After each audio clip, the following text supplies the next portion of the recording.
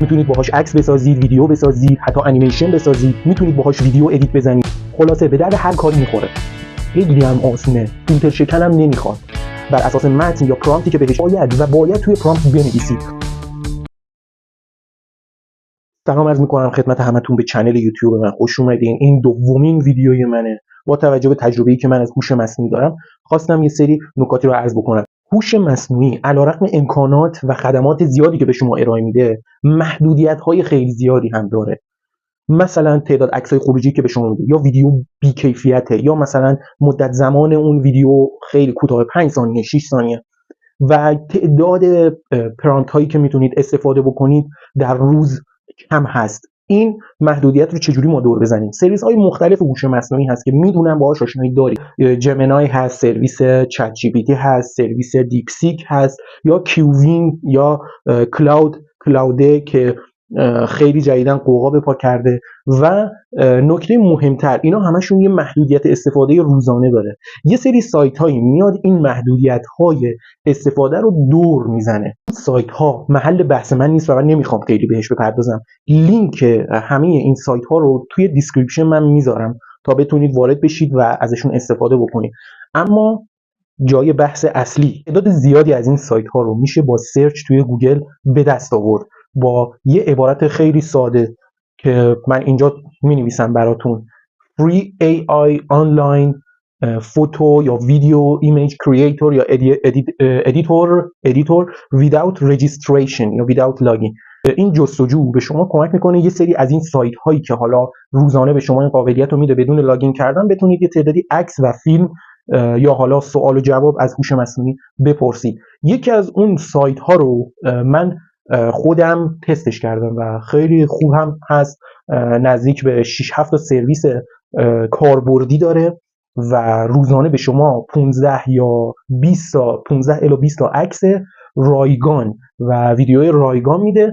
اما اگه لاگین نکنید هم میتونید از این سرویس استفاده بکنید. فقط این عبارتی که گفتم رو حتما باید تو سرچ گوگل بنویسید که این اون سایت ها رو براتون بالا بیاره. سایت نوت جی پی تی که احتمالاً هم بعضی باهاش کار کرده باشن، سرویس های در واقع تصویریش گوگل، ارزم به حضور شما، گوگل نانو بنانا هست و نانو بنانای پرو و خود چت جی پی تی و 2-3 تا سرویس متفرقه دیگر رو پشتیبانی میکنه. شما میتونید از اینا حتما استفاده بکنید.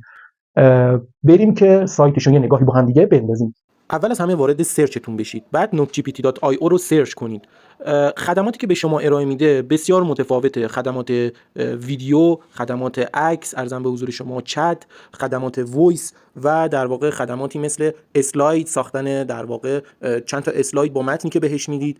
یه سری کاربردهای دیگه هم براش متصور هست، مثل فوتو تو اسکچ، تبدیل عکس به نقاشی هست، AI کلود چنجر، تعویض لباس توی عکس هست، ارزم به حضور شما آبجکت ریموور هست اگر یه شیئی رو میخواین از عکس حذف بکنید، و در واقع سرویس ترنسلیتر، HD کردن عکس ها، AI ایمیج اینهانسر هست و AI ایمیج اکستندر که فایل عکس ها رو در واقع برای شما کمتر میکنه یا کیفیتش رو بیشتر بکنید. میتونید از این سرویس استفاده کنید.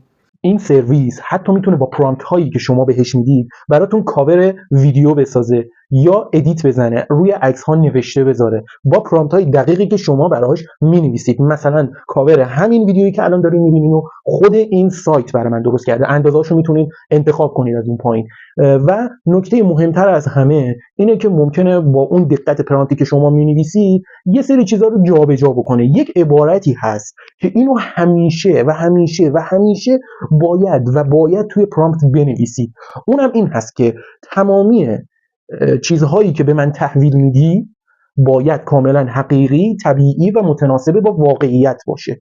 گاهی وقتا شما عکسی رو میسازی میبینید مثلا به جای 4 تا انگشت، به جای 5 تا انگشت 10 تا 6 تا انگشت داره، یا مثلا چهره یه ذره تغییر میکنه.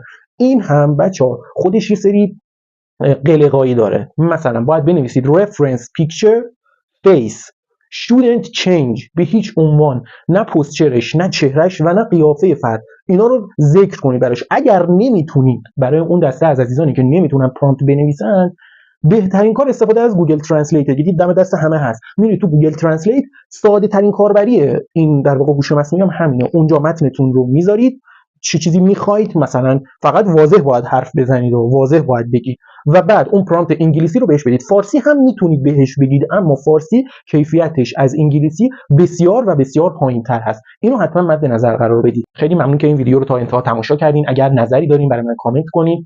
سابسکرایب فراموش نشه. اگه تجربه‌ای در مورد استفاده از هوش مصنوعی دارید که به درد بقیه میخوره یا احساس میکنید من مطلبی رو اشتباه گفتم، حتما به من گوشزد بکنید، زنگوله رو بزنید، فراموش نشه و موفق باشید.